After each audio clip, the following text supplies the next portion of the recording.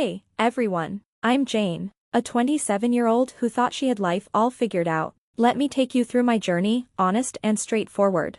It all started when I switched jobs and became an accountant at a new company. That's where I met Mark, the charming sales guy with a knack for making you feel special. Our first encounter was in the break room by the temperamental coffee machine. Hey, you're the new accountant, right? Mark asked, leaning casually against the door frame with a smirk. Guilty as charged. I'm Jane, and you are? I responded, trying to sound nonchalant but clearly intrigued. I'm Mark, head of sales and the office's unofficial coffee machine expert, he said with a wink. We both laughed, and from then on, there was an undeniable spark between us.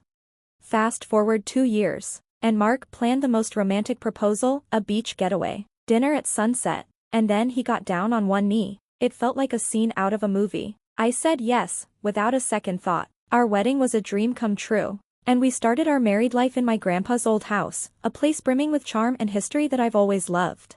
A few weeks into our new life, Mark came up with a big idea. Jane, have you ever thought about taking a break from work, maybe being a housewife for a while? Mark suggested one evening, his eyes hopeful. I was caught off guard. A housewife? But Mark, I'm passionate about my career, I replied, trying to mask my confusion. I get it, Jane, but work is going well for me. We can afford it. Imagine, no stress, just us, and maybe starting a family soon, he said, reaching for my hand. His enthusiasm was convincing, so despite my reservations, I agreed. Why not shake things up a bit? The first few weeks were thrilling. I finally had time for gardening, reading, and experimenting with new recipes. Mark came home to a clean house and dinner on the table. We spent our evenings making plans and enjoying each other's company. It felt like an extended honeymoon. But as time went on, I began to feel restless. I missed the challenges of my job and the satisfaction of solving complex problems. Even the annoying buzz of my office phone seemed oddly comforting. I brushed these feelings aside, telling myself it was just an adjustment period. Then things started to shift. Mark's compliments about the house and dinner turned into expectations. If dinner was late or the house wasn't perfect, he made comments that stung more than I wanted to admit. I began to feel less like a partner and more like a housekeeper. I reached out to my best friend, Laura, to talk about it. I feel like I'm losing myself, I confided in her. Jane, you're a firecracker. Don't let this housewife role put out your spark, Laura encouraged, her concern evident. She had a point. I've always been proud of my independence, and now I felt like I was losing my way in a role I never envisioned for myself.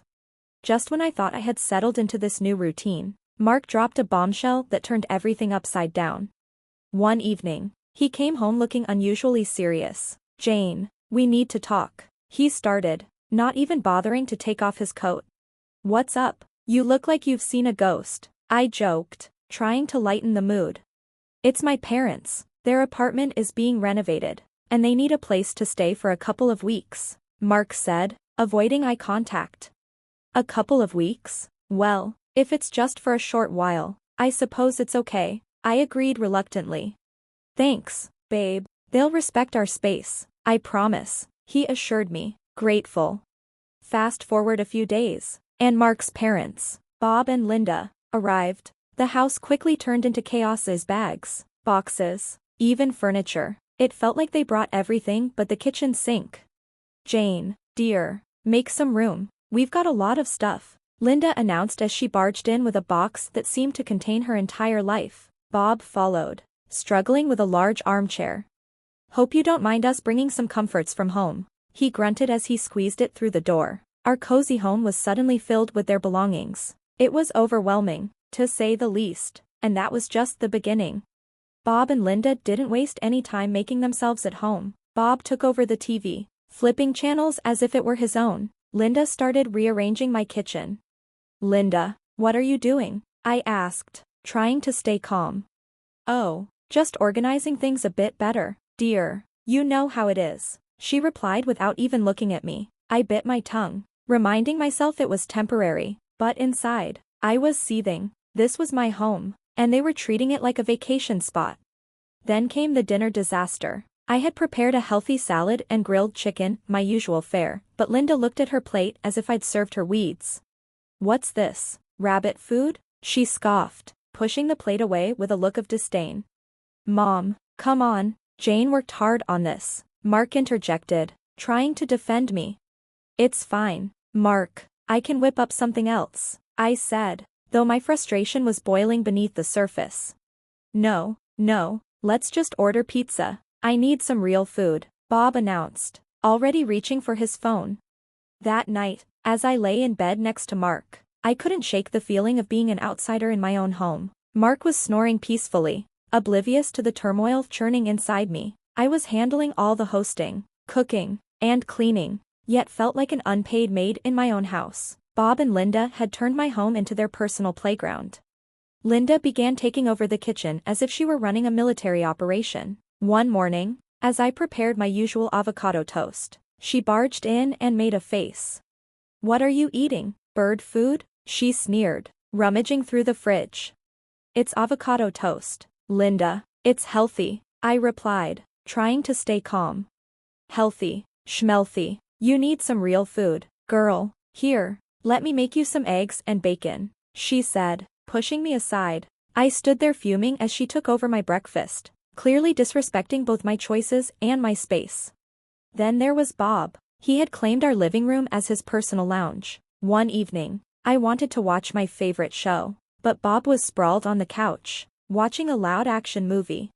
Bob, do you mind if I watch my show? It's the season finale tonight, I asked, holding the remote.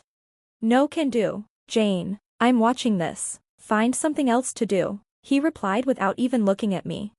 I couldn't believe it. I felt like a stranger in my own living room and stormed off. But the real kicker came a few days later. I found Linda rummaging through my closet. My closet? Linda, that's my personal space, I yelled, finally losing my temper. Oh, relax, Jane. I'm just making room for our things. You've got too much junk here anyway, she said dismissively, tossing my clothes aside. That's when Mark walked in. What's all the yelling about? He asked, looking concerned. Your mother is going through my things. That's what's wrong, I snapped. Mom, maybe you should ask Jane before moving her stuff, Mark said, but his tone was half-hearted. Fine, I was just trying to help, Linda huffed, leaving the room. Mark turned to me. Jane, can't you just let it go? They're just trying to fit in. They're taking over. Mark, this is our home, not theirs, I said, my voice rising with frustration. Mark sighed. Just bear with it a bit longer, okay?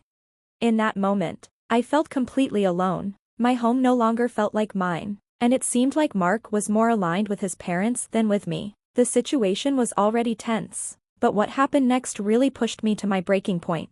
One day, I realized my bank card was missing. I went into full panic mode, tearing the house apart in search of it. To my shock, I found it in the most unexpected place, Linda's purse. I confronted her immediately. Linda, why is my bank card in your purse? I demanded, trying to keep my voice steady. Oh, I needed to buy a few things and didn't have any cash on me. She shrugged nonchalantly. I didn't think it would be a big deal, she added, as if that made it okay. A big deal? You took my card without asking. That's theft. I was fuming. Just then, Mark walked in. What's going on here? He asked, glancing between me and his mother. Your mom used my bank card without my permission, I said, feeling a mix of frustration and helplessness. I held up the card and explained the situation. Mark turned to Linda. Mom, you should have asked before using Jane's card, he said, clearly irritated. Linda rolled her eyes. I only needed a few groceries. It's not like I bought a diamond necklace. I could hardly believe my ears. It's my money, Linda. You can't just take my things without asking. That's when Mark dropped a bombshell. Jane, let's not make a big deal out of this. You're living off my money anyway, so what's the harm if my mom uses it? I was stunned. His words felt like a slap in the face. Your money? This is our money, Mark, and our marriage. He shrugged dismissively. It's not a big deal. She'll pay you back. I felt like I was trapped in a nightmare. My husband was siding with his mother over something so serious. As the weeks passed, the tension in the house grew unbearable. I decided it was time to address the situation directly. So, When are you two planning to move back to your apartment? I asked Bob and Linda one evening during dinner. They just laughed. Move back? Why would we do that? Linda said, exchanging a look with Mark. Yeah, we've decided to stay here. It's much nicer, and Mark doesn't want to waste money on rent for us, Bob added. I turned to Mark, searching for an explanation. He avoided my gaze. Yeah, Jane, it doesn't make sense to rent a place when we have space here, he said. I sat there, stunned. My home, my sanctuary, was being overrun. My husband, whom I thought was my partner, was now telling me his parents were staying indefinitely. Just when I thought things couldn't get worse, they did. One day, I went for a jog to clear my head, but luck wasn't on my side. I tripped and fell, and the pain was immediate. I knew I had broken my leg. Hopping back home was a struggle. When I finally arrived, I found Mark and his parents in the living room. Mark, I think I broke my leg. I need to go to the hospital, I said, trying to keep the pain from showing in my voice. Mark looked up, clearly irritated. What now, Jane? Can't you see we're busy here? Linda added. Oh, stop being dramatic. It's probably just a sprain. No, it really hurts. I need help, I insisted, feeling dizzy from the pain. Bob scoffed. At your age, you shouldn't be running around like a teenager. Serves you right. I couldn't believe their responses. I'm in pain here. Can't any of you see that? Mark finally stood up, his expression more annoyed than concerned. Fine, I'll take you. But this better not be an excuse to avoid housework. At the hospital, it was confirmed, I had a broken leg. The next few weeks were hell. I was stuck at home on crutches, barely able to move. You'd think my husband and his parents would help, but no. They acted as if nothing had changed. I was still expected to cook and clean. One day, I was struggling to make lunch on my crutches when Linda walked in and saw me struggling. Can't you do that any faster? We're hungry, she said, showing no sign of sympathy. I'm doing the best I can with one leg, I snapped, my frustration boiling over. Well, it's not good enough. You're being incredibly lazy, Linda snapped.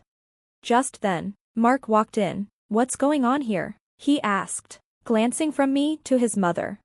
Your wife is taking forever to make lunch. It's like she's using her injury as an excuse, Linda complained. Mark sighed in frustration. Jane, can't you try a bit harder? We're all hungry here. I was stunned. Try harder. I'm on crutches. Mark, what do you expect me to do? He shrugged and walked out of the kitchen with his mom, leaving me seething and in pain. The situation took another turn for the worse soon after. A few weeks following my injury, Linda and Bob announced they were hosting Thanksgiving at our house and inviting their relatives over. The news hit me like a punch to the gut. Thanksgiving at our house? I asked incredulously. How am I supposed to manage that with my leg like this?